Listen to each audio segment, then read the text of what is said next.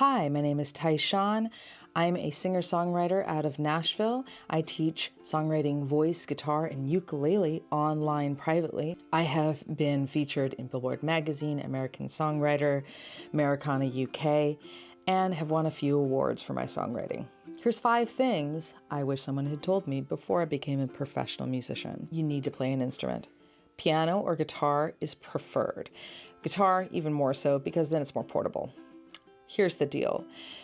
A lot of musicians will have to hire people to play for them, and that's fine and dandy and all that kind of stuff, but it gets pricey. Backing bands are expensive. You're often going to be the person walking out with the least amount of money on a gig when you hire a band. So I want you to learn how to play an instrument. Note for parents, your kids need to learn an instrument in a room where the door closes. They need the ability to have the door close and to make mistakes and to try new things and to be creative without feeling like somebody's always listening. Number 2, college is about contacts. The people that you meet at college are the ones that are going to help you get your shows. They're also going to be the ones that connect you with most of your work.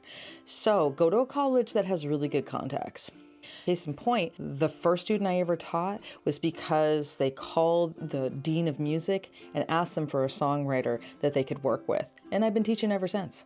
Now, I went to a liberal arts college in Seattle, Washington, and I ended up there for 10 years after I graduated. Make sure you go to a college that you like the town that it's in. Number 3.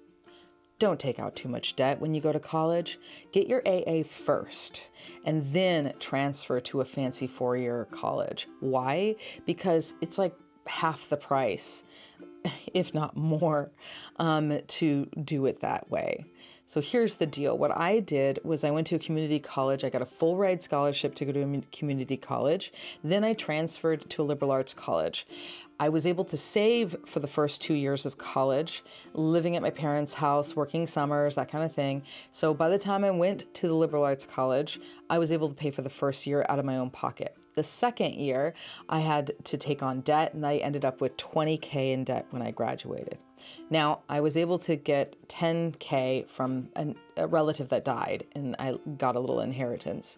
And then that left $10K for me to pay off myself. So that took me about 5 years to pay off. So here's what happened. The friends that I had that graduated at the same time I did didn't have the same ability to take crappy gigs that I could. I could take a $25 gig on a Wednesday and meet some good contacts. Now, they had to go to work at 8 a.m. in the morning, so they weren't able to take those kinds of opportunities. So what I ended up seeing is people that left college with debt had to take corporate jobs, had to make choices about the bands that they were in, and oftentimes, and this is really sad, I noticed that my friends that ended up with a ton of debt ended up with lots of mental illness issues and addiction problems because they were so stretched thin and so stressed out about trying to pay off their loans and also work a job and then also be a musician. They just spread too thin. So do yourself a favor, and when you go to college, try to reduce that ticket price so that you are able to take the crappy gig on a Wednesday because you want to. Number 4, if you want to be a musician, I want you to figure out what your side hustles are going to be. Most musicians end up teaching. You may also want to do live sound. You may also want to be a producer and record people. You may also want to be a session musician or a sideman. Most of the musicians I know that make a living as a musician either teach or do some kind of side hustle for it. Try to keep it in your field so that you're not doing a corporate job. And you should be able to connect all these things together. Now, what I do is I teach songwriting, voice, guitar, and ukulele online. And that gives me the ability to tour throughout the year and through the summertime. I make it work so that I can teach consistently and keep my student base going while I am taking the gigs that I want to take.